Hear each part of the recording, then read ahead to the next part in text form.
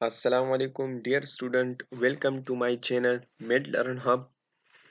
जैसा कि आपको पता है कि हमने क्लास 9 बायोलॉजी की बुक स्टार्ट की थी, तो उनमें आज जो है हमने पहला चैप्टर जो है वो ख़त्म किया था पिछली वीडियो में। और आज जो हम सेकंड चैप्टर स्टार्ट करेंगे जिसका नाम है सॉल्विंग अ बायोलॉजिकल प्रॉब्लम। ठीक है, तो इस चैप्टर में हम बायोलॉजिकल प्रॉब्लम के बारे में पढ़ेंगे। ठीक है, नेक्स्ट जो है हम स्टार्ट करेंगे। Biology is concerned not only with learning about organisms but its main purpose is to solve the biological problems faced by human beings। अच्छा, इसमें ये बता रहे हैं कि बायोलॉजी जो है ये हम सिर्फ जो है ऑर्गेनिज्म को पढ़ने के लिए नहीं पढ़ते।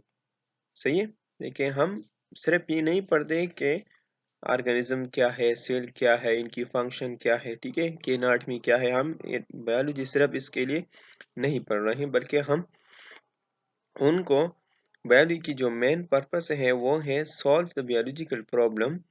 जो हमें जो बायोलॉजिकल प्रॉब्लम आते हैं ह्यूमन बीइंग को, जो डिजीज वगैरह जो है, वो जो प्रॉब्लम मसले आते हैं, बीमारियां वगैरह आती हैं, तो उनको सॉल्व करने के लिए हम बायोलॉजी भी पढ़ते हैं। ठीक है, इसमें for example biology has helped us to know the cause and cure of many diseases।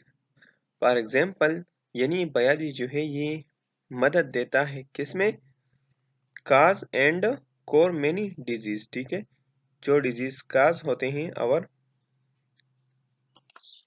ये जो हमारे बॉडी में जो डिजीज होते हैं ना, तो उनकी वजह क्या है, उनकी काज यानी हमारे जो डिजीज पैदा होते हैं तो उनकी काज क्या है, और फिर उनकी जो है उनको हम कैसे कंट्रोल करते हैं। तो ये सब जो है हम बायोलॉजी में पढ़ेंगे और इन प्रॉब्लम को हम सॉल्व करेंगे। ठीक है, तो फर्स्ट टॉपिक जो इसमें है बायोलॉजिकल मेथड। अच्छा, बायोलॉजिकल मेथड क्या है? There is nothing magical about science. You already have some of the qualities of a scientist. You are curious. You like to do new and different things. You like to explore new places. These are the natural talent or skills of a scientist. Let us look more closely at the skills of a scientist। ये जो science है ना, ये magical नहीं है। Magical मतलब ये है जो वैसे नहीं आया है। ठीक है, ये जो है इसमें बहुत सी क्वालिटीज है, साइंटिस्ट की क्वालिटी से जो है ये बना हुआ है, इसके बेस पर ये आया है। और इसमें जो है न्यू डिफरेंट थिंग्स जो है वो डिस्कवर हुए हैं, और एक्सप्लोर न्यू प्लेसेस। ठीक है, न्यू जगह, new place, new organisms, new things, new disease, ये सब जो है बायोलॉजी में आया है। और ये जो है ये साइंटिस्ट की एक नेचुरल टैलेंट है और स्किल है, जिसके बिना पर ये बायोलॉजी का जो बायोलॉजी जो है ये हमें क्या है, हमारे सामने आया है और हम इसको पढ़ते हैं। एक साइंटिस्ट की रिसर्च चली हुई है इन बायोलॉजी को बनाने में। ठीक है, और फिर जो है बायोलॉजी की जो प्रॉब्लम है तो उनको हम किस साइंटिस्ट ने किस तरीके से हल किया है, किस स्किल को यूज करके, किस मेथड को यूज करके उन्होंने वो प्रॉब्लम हल की है। तो इसी को बायोलॉजिकल मेथड में ये बात उन्होंने लिखा है। ठीक है, scientist including biologists employ an approach for solving scientific problem that is known as the scientific method। अच्छा, ये साइंटिस्ट जो है इसमें बायोलॉजिस्ट इंक्लूड होते हैं जो बायोलॉजी के बेस पर काम करते हैं। तो ये क्या करते हैं, ये सॉल्विंग एक प्रॉब्लम को जो है सॉल्व करते हैं साइंटिफिक मेथड पे, तो उनको हम साइंटिफिक मेथड कहते हैं। ठीक है, और एक साइंटिफिक प्रॉब्लम को जो वो हल करते हैं तो उनको हम साइंटिफिक मेथड कहते हैं। ठीक है, इसमें है biological method, it has following step. अच्छा, अब अब बायोलॉजिकल मेथड में जो है वो फॉलोइंग स्टेप हैं, जो 6 स्टेप्स हैं उनमें इनमें है recognition of a biological problem, observation and identification, building up hypothesis, driving deductions, devising experiment, inferring result. अच्छा, ये जो 6 स्टेप है ये बायोलॉजिकल मेथड के 6 स्टेप हैं। अब इनको हम नीचे डिटेल से पढ़ेंगे कि ये स्टेप के फर्स्ट में क्या है, सेकंड में क्या होता है, थर्ड में क्या होता है, ये सब हम अब नेक्स्ट पढ़ेंगे। ठीक है। Scientific problem, hypothesis, deduction and experiments. अच्छा, ये जो स्टेप्स हैं जो है साइंटिफिक प्रॉब्लम की, उनकी जो हाइपोथेसिस है, फिर इनकी डिडक्शन और एक्सपेरिमेंट, इन सब के बारे में हम अब पढ़ेंगे कि ये बायोलॉजिकल प्रॉब्लम कैसे जो है किस मेथड से ये जो है ये सॉल्व होता है। ठीक है। तो इसमें कहता है कि malaria has killed more people than any other disease. Malaria जो है ये एक बीमारी है, ये डिजीज है। तो इनके ज़रिए से मलेरिया से जो है ज़्यादातर लोग मरते हैं compare to other disease. Mean ये कि दूसरी जो बीमारी है उनमें जो है इतने लोग नहीं मरते जैसा जितना कि मलेरिया में मरते हैं। सही है। The malaria is an example of biological problem and how such problems can be solved. अब ये मलेरिया जो है ये एक बियोलॉजिकल प्रॉब्लम है। सही है, ये एक मसला है, एक बहुत बड़ा मसला है। तो इस मसले को कैसे जो है हम सॉल्व करेंगे, यानी इस मसले को हम कैसे हल करेंगे, तो ये स्टेप वाइज जो है नेक्स्ट मेथड दिया हुआ है। अब उन स्टेप वाइज मेथड के जरिए से हम इस मलेरिया की प्रॉब्लम को सॉल्व करेंगे। ठीक है। तो नेक्स्ट है study of malaria an example of biological method. अच्छा, अब हम मलेरिया की स्टडी करेंगे जो एग्जाम्पल है किसकी, बियोलॉजिकल मेथड की एग्जाम्पल है। और हम इस मलेरिया की जो डिजीज है उनको सॉल्व करने के लिए जो मेथड यूज करेंगे तो वो हम बियोलॉजिकल मेथड इनके लिए यूज करेंगे। सही है, उस बियोलॉजिकल मेथड के जरिए से हम इस मलेरिया को सॉल्व करेंगे, इस डिजीज को सॉल्व करेंगे। अच्छा, फर्स्ट है इसमें, हाँ, biological problem are solved by series of steps of biological method। अच्छा, ये जो biological problem है तो ये सॉल्व होते हैं स्टेप वाइज, जो है हम सॉल्व करते हैं एक biological method के जरिए से। फर्स्ट इसमें है recognition of the biological problem। अच्छा, अब फर्स्ट स्टेप इसमें क्या है, टॉपिक किसका है, recognition of the biological problem, कि हम biological problem को कैसे रिकॉग्नाइज करेंगे। तो biological problem is a question related to living organisms। ये बात हमने पहले भी की कही, जो biological problem है तो ये क्वेश्चन किससे रिलेटेड है, लिविंग ऑर्गेनिज्म से रिलेटेड है, नहीं जानदार चीजों से रिलेटेड है, like human. This question is either asked by someone or comes in mind of research। और ये जो क्वेश्चन आते हैं तो ये ऐसे नहीं आते, ये किसी के माइंड में आते हैं या किसी रिसर्चर के माइंड में इस तरह के क्वेश्चन आते हैं। ठीक है।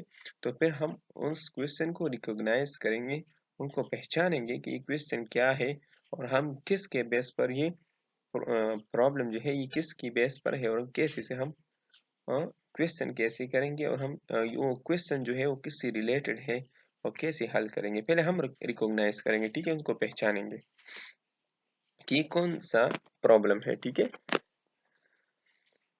नेक्स्ट स्टेप हमारा फिर है ऑब्जर्वेशन। अब हम ऑब्जर्वेशन करेंगे, जो प्रॉब्लम जो क्वेश्चन हमारे माइंड में आया है तो हम अब उनके बारे में ऑब्जर्वेशन करेंगे। तो observations are very important step in solving a biological problem।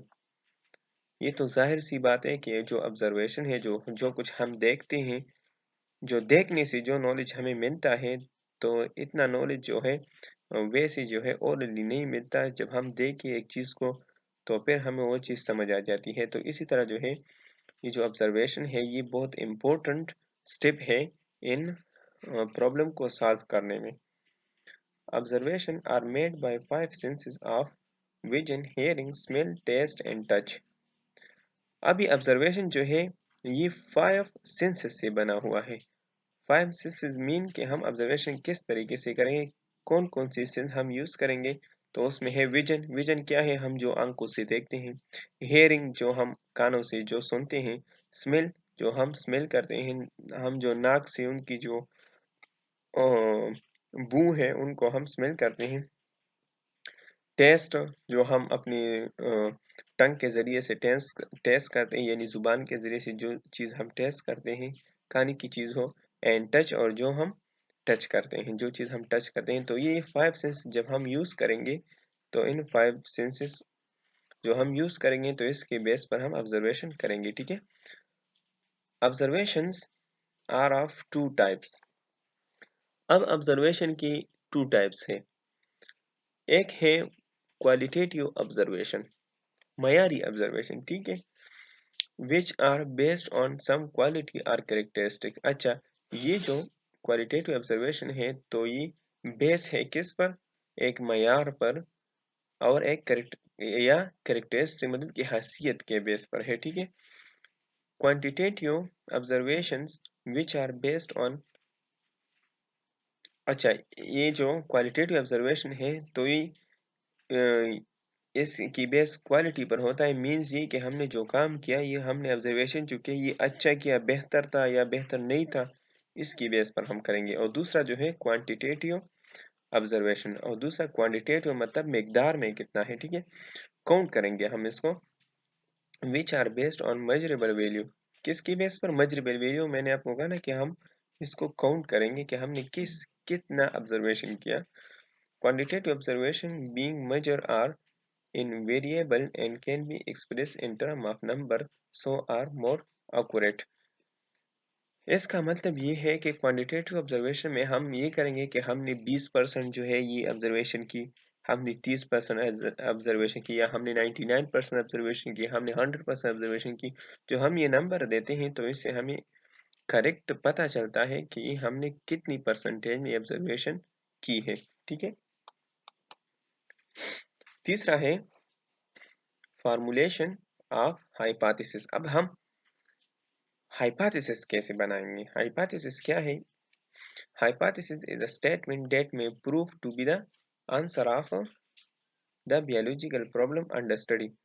Hypothesis जो है ये स्टेटमेंट है जिसके बिना पर हम प्रूव करते हैं, जो हमारा आंसर होता है वो हम इसी हाइपोथेसिस के बिना पर प्रूव करते हैं कि हम इस प्रॉब्लम के अंडर कैसे स्टडी करते हैं, या हमने एक प्रूफ निकाला है, तो हमने किसके बेस पर निकाला है। तो ये हाइपोथेसिस है, ठीक है।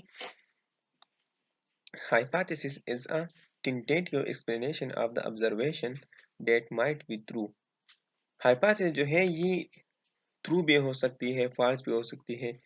ये जो है हम जो हमने ऑब्जर्वेशन की है, सही है, जो हमने रिकॉग्नाइजेशन की है, फिर ऑब्जर्वेशन की है, तो उस ऑब्जर्वेशन के बिना पर हम, और एक्सप्लेनेशन के बिना पर हम ये हाइपोथेसिस निकालते हैं कि क्या ये चीज़ ऐसा ठीक होगा जब हम ऐसा करेंगे। तो ये सिर्फ जनरल आइडिया है, ठीक है, उस स्टडी के लिहाज से। Hypothesis hypothesis should have following characteristics. अब हाइपोथेसिस की हुसूसियत क्या है।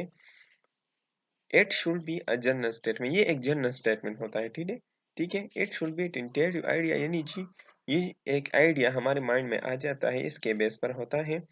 It should agree with the available observation, और हम जो है ये जो ऑब्जर्वेशन हमने की है उनके बेस पर हाइपोथेसिस बनाते हैं, ठीक है, उसके साथ हम एग्री होते हैं। इट शुड बी टेस्टेबल और पोटेंशियली फाल्सिफिएबल। अच्छा, ये जो है ये टेस्टेबल भी होता है, या पोटेंशियली फाल्सिफिएबल फाल्सिफिएबल भी होते हैं, ठीक है। अच्छा, डिडक्शन। अब फोर्थ स्टेप हमारे पास है deduction. Deduction are the logical consequences of the hypothesis. To draw deduction, hypothesis is taken as true. Deduction involve if and then logic। अच्छा, डिडक्शन जो है ये लॉजिकल consequences है हमारे पास हाइपोथेसिस में। इसमें हम बस वैसे ही आइडिया देते हैं कि क्या अगर हमने ऐसा किया तो ऐसा होगा, और अगर ऐसा हो गया तो फिर इसके बाद क्या होगा। तो ये सब हम जो वैसे ही जहन में जो ख्यालात आते हैं, वैसी जो बातें आती हैं, उनको हम डिडक्शन कहते हैं। यानी इसमें जो इन्वॉल्व होते हैं if and then. If means अगर, अगर ये काम ऐसा किया होगा, या अगर हम एक प्रॉब्लम है, अगर हम इस प्रॉब्लम को ऐसे सॉल्व करें, और देन यानी फिर ऐसा होगा, फिर वैसा होगा। ये सब लॉजिकली बातें जो है हम डिडक्शन में पढ़ेंगे, करेंगे। सही है।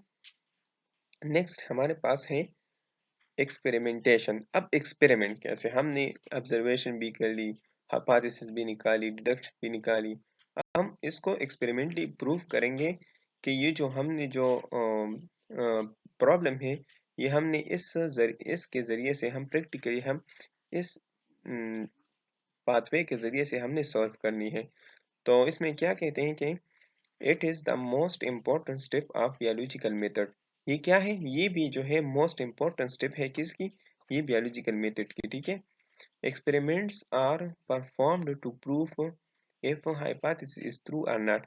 अच्छा, एक्सपेरिमेंट जो है ये हमें बताता है, ये हमें फाइनल क्लू देता है कि क्या ये हमने जो हाइपोथेसिस पहले निकाली है, जो जो आइडिया हमने निकाली है, तो वो ठीक है और ठीक नहीं है। ठीक है।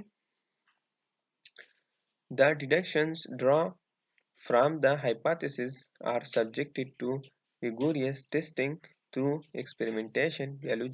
Biologist learns with hypothesis is correct. अच्छा, हमने जो एक्सपेरिमेंट जो हम करेंगे, तो हम उस चीज़ के बारे में टेस्टिंग करेंगे, और अगर हमारा जो एक्सपेरिमेंट है, और इसमें बियोलॉजिस्ट को जो है नया लर्निंग मिलता है, यानी उस प्रॉब्लम के बारे में उसको सलूशन मिलता है कि ये सलूशन ठीक है और ये सलूशन ठीक नहीं है। अगर एक्सपेरिमेंट कामयाब हुआ तो फिर हम कहेंगे कि कि जी हाँ, ये जो मेथड है, ये इस प्रॉब्लम मलेरिया की सॉल्व करने की जो हमने मेथड निकाली है स्टेप वाइज, तो ये ठीक है, अगर एक्सपेरिमेंट से वो करेक्ट निकला। सही है।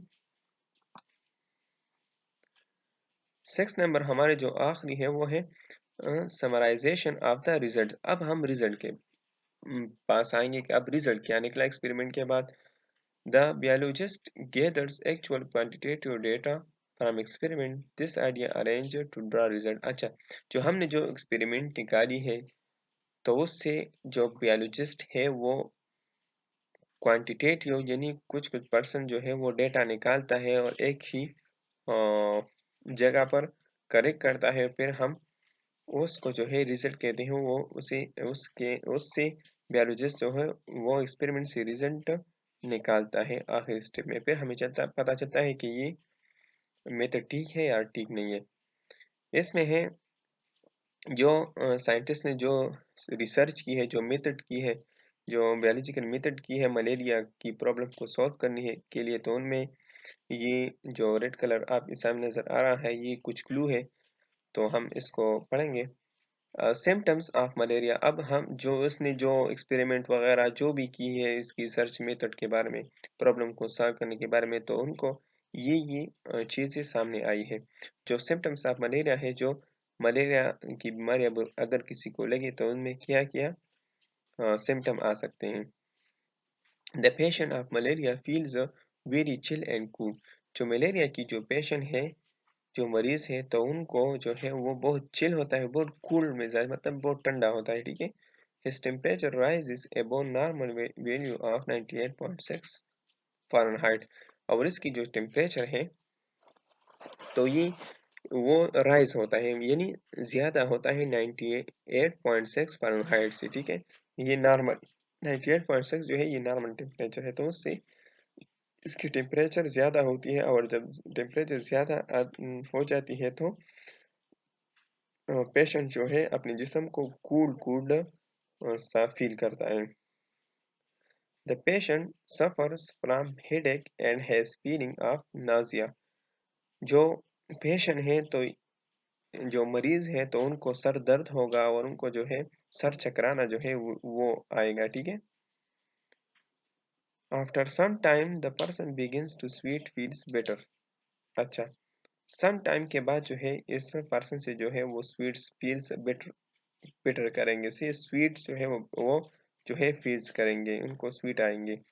The whole series of events are repeated after every 24 या 48 or 72 hours depending upon the species of plasmodium। अच्छा, ये जो होल सीरीज है जो ये क्या ये रिपीट होगा आफ्टर 24 आवर के बाद, 48 आवर के बाद, 72 आवर के बाद, ये डिपेंड ये क्या है, रिपीट होगा ये प्रोसेस, जो सिम्टम जो है। और ये डिपेंड किस पर करता है, प्लाज्मोडियम की स्पीशीज पर करता है, जिसके वजह से ये मलेरिया लगता है। ठीक है, सो तब तक के लिए हमने ये पढ़ ली है। नेक्स्ट जो नीचे काइज ऑफ मलेरिया है वो हम नेक्स्ट क्लास में पढ़ेंगे। अगर इसमें किसी को क्वेश्चन हो तो वो कमेंट्स में पूछ सकते हैं। ठीक है, और मैं आपसे एक बात कह दूं कि मेरा जो है एक ऑनलाइन एकेडमी है, मेडिकल इंस्टीट्यूट ऑनलाइन क्लासेस। ठीक है,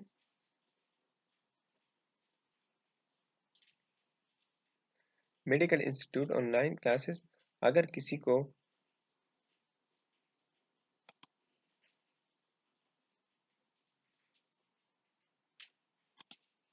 medical institute online classes academy है, जिसमें मैं ऑनलाइन क्लासेस पढ़ाता हूँ। अगर किसी को ऑनलाइन क्लासेस की नीड है तो वो फिर मुझसे इस नंबर पर रब्ता करिए, मेरा व्हाट्सअप नंबर है, और फिर मैं उनको क्लास अरेंज कर दूंगा। ठीक है, अगर किसी को क्वेश्चन है तो वो मुझसे नीचे कमेंट्स में पूछ सकते हो।